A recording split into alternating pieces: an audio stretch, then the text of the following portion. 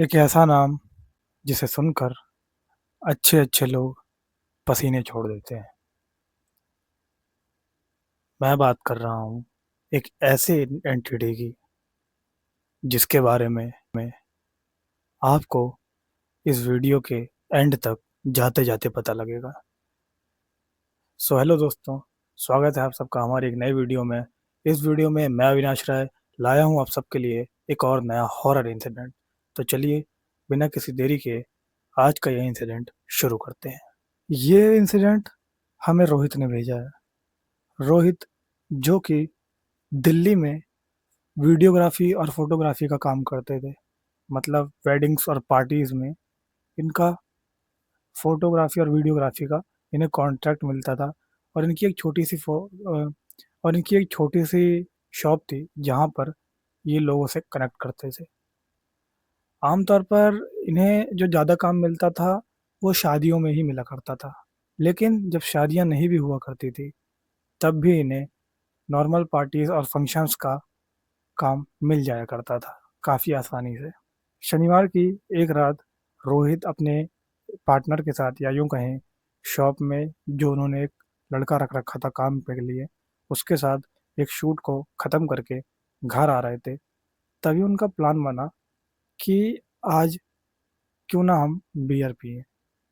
अब ये कोई बड़ी बात नहीं थी रोहित के लिए क्योंकि वो ठीक ठाक कमा रहे थे और नॉर्मली वो बियर वेयर पिया करते थे। तो इतनी कोई पैसों की बड़ी बात नहीं थी कि इनके पास पैसे ना हो। इन्होंने अपने एक दोस्त को कॉल किया और उसे बुलाया और उससे बोला उस लोकेशन पे मिलने के लिए जहाँ पे ये थे। और इन्होंने अपना सारा सामान देकर उस लड़के को बोला कि तू एक काम कर, स्टूडियो जा, सारा सामान रख और उसके बाद अपना ताला लगा के घर चला जाइयो और कल सुबह थोड़ा जल्दी आके स्टूडियो खोल दियो क्योंकि मैं थोड़ा लेट उठूंगा। इनका प्लान था कि आराम से बियर पियेंगे, उसके बाद फिर थोड़ा देर घूमेंगे, चिल करेंगे, उसके बाद घर चले जाएंगे। इन्होंने ठीक ऐसा किया भी। इन्होंने अपने दोस्त का वेट किया, इनको दोस्त वहाँ आया। इन्होंने दुकान से बियर वगैरह ली और एक सर्टेन प्लेस पे जहाँ पर ये लोग बियर पीने वाले थे वहाँ ये लोग गए। इन्होंने कोई ऐसी रेस्टोरेंट या कोई भी जगह नहीं चूज़ की थी जहाँ ये बैठ के पिए। इन्होंने एक ऐसी जगह चूज़ की थी जो थोड़ी सी वीराने में थी। आमतौर पे वहाँ पे मार्केट लगता था लेकिन बाकी दिनों वो एकदम खाली पड़ी रहती थी। अब ये लोग उस जगह पर खड़े होकर बियर पी रहे थे। धीरे धीरे इन लोगों ने अपनी बियर खत्म की लेकिन तभी जो रोहित थे उन्होंने एक चीज़ नोटिस की कि आमतौर पर जो एक या दो बियर वो आसानी से पी जाते थे, दो या तीन बियर। लेकिन इस बार उन्हें एक बियर पीने में ही बहुत मुश्किल आ रही थी। उन्हें ऐसा लग रहा था कि शायद पेट खाली है इसी वजह से ऐसा हो रहा है, मैंने कुछ खाया नहीं है इस वजह से ऐसा हो रहा है। लेकिन उन्होंने फिर भी इस बात को इग्नोर किया। अब रोहित और उनका दोस्त वहाँ से बियर पी के जब निकलने लगे तभी उन्होंने नोटिस किया कि जब वो अपने घर के पास पहुँचे हैं वहाँ पे किसी ने तो नींबू और मिर्ची फेंकी हुई है।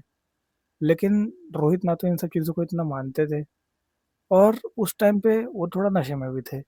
तो उन्हें लगा कि शायद ये किसी के घर में किसी ने टांग रखा होगा तो वो गिर गया होगा। तभी रोहित ने नोटिस किया कि उनकी गली में पहुंचते ही उन्होंने देखा कि किसी ने तो वहां पे नींबू और मिर्ची फेंक रखी है। लेकिन अब दिल्ली में नींबू और मिर्ची कहीं भी पड़ी रहना एक आम बात सी हो गई है और उस टाइम रोहित थोड़ा नशे में भी थे। तो उन्हें लगा कि शायद किसी ने अपने घर में बांध रखा होगा और उतार के फेंक दिया होगा तो यहाँ आ गया होगा गलती से। उनका ध्यान इस चीज़ पे बिल्कुल नहीं गया कि ये कुछ और भी हो सकता है। लेकिन इसके बावजूद भी रोहित ने उस नींबू मिर्ची पर बिना पाँव रखे उसे लांग कर आगे निकल गए और अपने घर चले गए।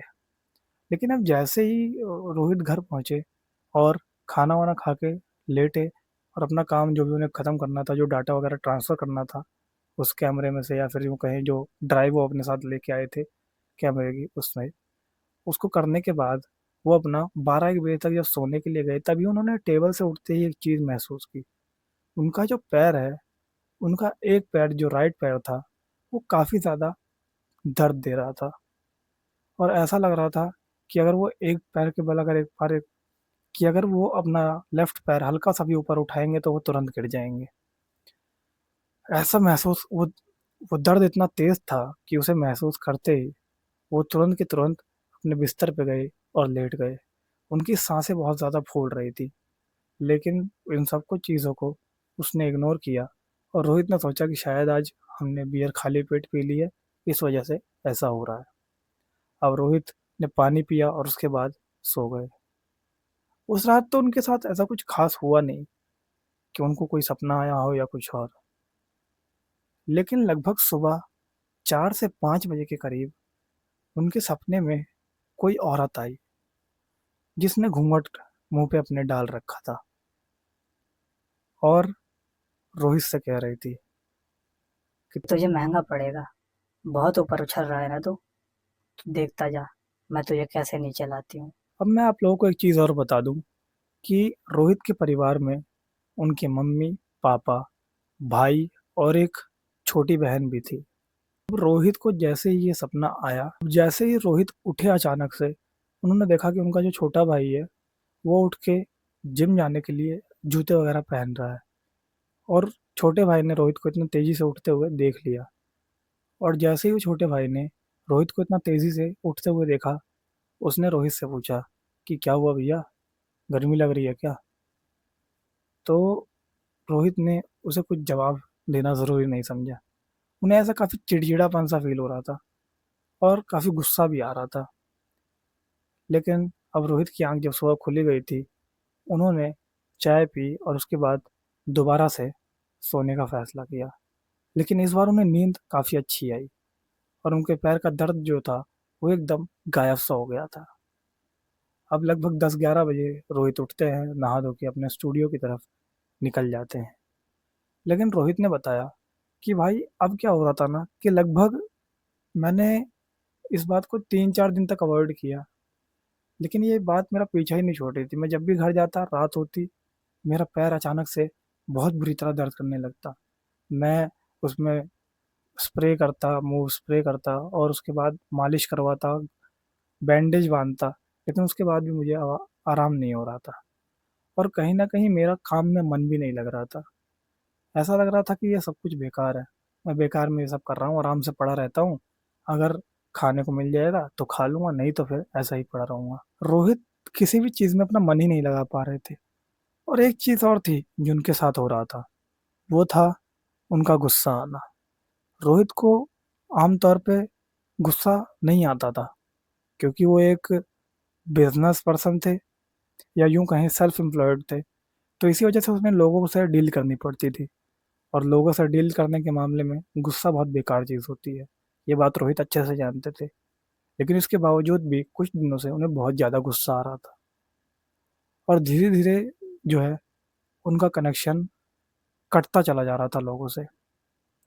लेकिन इसके बावजूद भी रोहित इन सब चीज़ों को अवॉइड करके अपने काम पे ध्यान दे रहे थे। एक दिन इनका दर्द रात में इतना ज़्यादा बढ़ गया कि इन्हें हॉस्पिटल तक लेके जाना पड़ा। हॉस्पिटल पहुंचने के बाद इनके उस पैर का एक्सरे हुआ और जितनी भी डॉक्टर ने जांच लिखी वो सारी जांच करवाने के बाद रिपोर्ट में कोई भी चीज़ नहीं पकड़ी गई। लेकिन इसके बावजूद भी डॉक्टर ने इन्हें कुछ दवाइयाँ देकर वहाँ से वापस घर भेज दिया। अब दवाइयों का कुछ ऐसा सीन चला कि जब तक ये दवाई खाते, जब तक दवाई का असर रहता, तब तक तो उनके पैर में कोई दर्द नहीं होता। लेकिन जैसे उस दवाई का असर उतरता, इनका दर्द पहले से भी और ज़्यादा बढ़ चुका होता। लेकिन ना उस पैर में कोई चोट थी, ना कोई खरोच और ना कोई भी दिक्कत। इसके बावजूद भी उनके पैर में इतनी दिक्कत क्यों हो रही थी, ये कोई नहीं जानता था। अब रोहित ने एक चीज़ इसमें हमें मेंशन की कि भाई हम जिस बिल्डिंग में रहते थे ना, उसी बिल्डिंग में हमारे एक फ्लोर ऊपर छोड़ के हमारे एक रिलेटिव भी रहते थे, जो आमतौर पर बहुत कम ही हमारे घर पे आया जाया करते थे। क्योंकि पहले जब ये लोग छोटे थे तब तो वो रिलेटिव और उनके बच्चे काफ़ी इनके घर पे रहते थे, आया जाया करते थे। लेकिन लगभग 4-5 सालों से रोहित और उनके भाई थोड़े बड़े हो गए थे, तब से वो जो रिलेटिव थे वो हमसे थोड़े सेपरेट हो गए थे। और उनके जो बच्चे थे वो भी हमसे उतना कुछ खास बात नहीं किया करते थे। अब जब पैर का दर्द धीरे धीरे बढ़ने लगा, तब मेरी मम्मी को ये चीज़ें थोड़ी सी गलत लगने लगी। अब रोहित की मम्मी ने पास के एक राधा कृष्णा मंदिर में, जहाँ पर एक पुजारी बैठते थे, वहाँ पर रोहित को झाड़ा लगवाने के लिए लेकर गई। रोहित के ऊपर झाड़ा लगाया गया। पहले तो पुजारी भी जो थे वहाँ के, वो सुन के थोड़ा सा हैरान हुए कि पैर में दर्द है तो झाड़ा लगवाने क्यों आए हैं।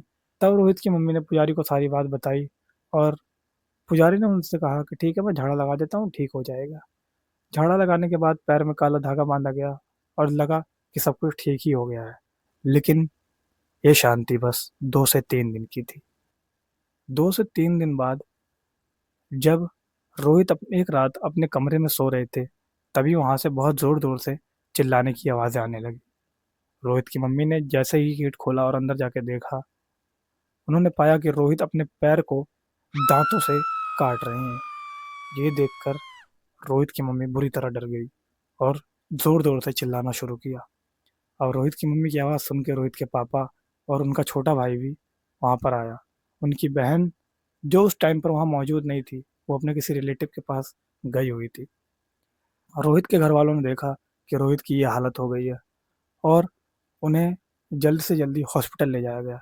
पहले तो इन लोगों को देख के लगा कि शायद रोहित के पैर में दर्द हो रहा है, तभी वो ऐसी हरकतें कर रहे हैं।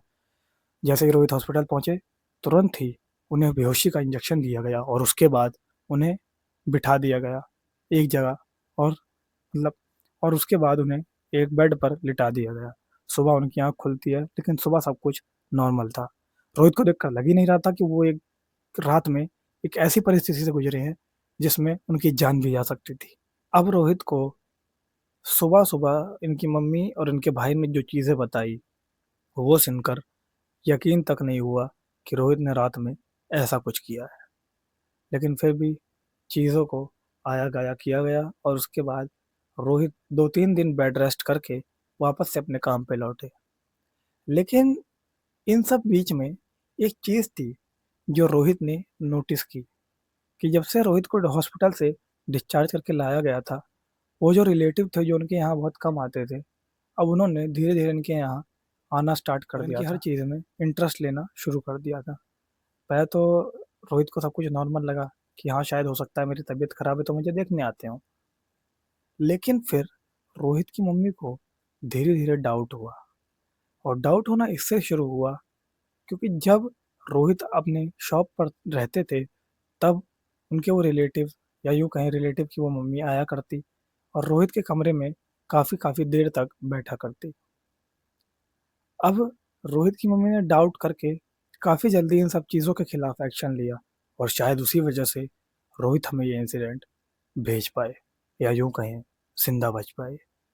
जब रोहित की मम्मी ने अपने होम टाउन में, यानी यूँ कहें रोहित की नानी के घर पे पता किया कि आखिर में पूरा माजरा क्या है, बताया सब कुछ, और वहाँ से पता लगवाया गया, तो इनके कुल पुरोहित ने बताया कि रोहित के ऊपर काला जादू किया गया है। लेकिन ये काला जादू थोड़ा सा अलग था, क्योंकि उस रात जब रोहित बियर पी के आ रहे थे, तो जहाँ इन्होंने बियर पी, पहली बात तो वहाँ पे भी काफ़ी सारी एंटिटीज, या यूँ कहें काफ़ी ज़्यादा नेगेटिव चीज़ें थी जो इन्हें हार्म करने की कोशिश कर रही थी। लेकिन कहीं ना कहीं इनके पूर्वजों ने इनकी जान बचा रखी थी, इसी वजह से उस हद तक हार्म नहीं कर पाए। लेकिन जब रोहित घर आ रहे थे, तब उन्होंने जो टोटका नाग दिया था, यानी जो नींबू मिर्ची नाग दिया था, उससे भी इनको काफ़ी ज़्यादा इफेक्ट पड़ गया था। और एक कोई एंटिटी थी जो इनके आसपास इन्हें पकड़ने के लिए घूम सी रही थी। और ये बात उन रिलेटिव्स को पता चल गई जो ब्लैक मैजिक करते थे, यानी जो रोहित की बिल्डिंग में उनके ऊपर वाले फ्लोर पर रहते थे। और उन्होंने इस चीज़ का पूरा फ़ायदा उठाया और पूरी कोशिश की रोहित के ऊपर एंटिटीज छोड़ने की। हालांकि मारण क्रिया करने के लिए वो रोहित के कुछ बाल वगैरह भी ले गए थे, लेकिन वक्त रहते ही रोहित की मम्मी ने इन सब चीज़ों की काट करवाई और रोहित को मौत के मुंह में से निकाल लिया।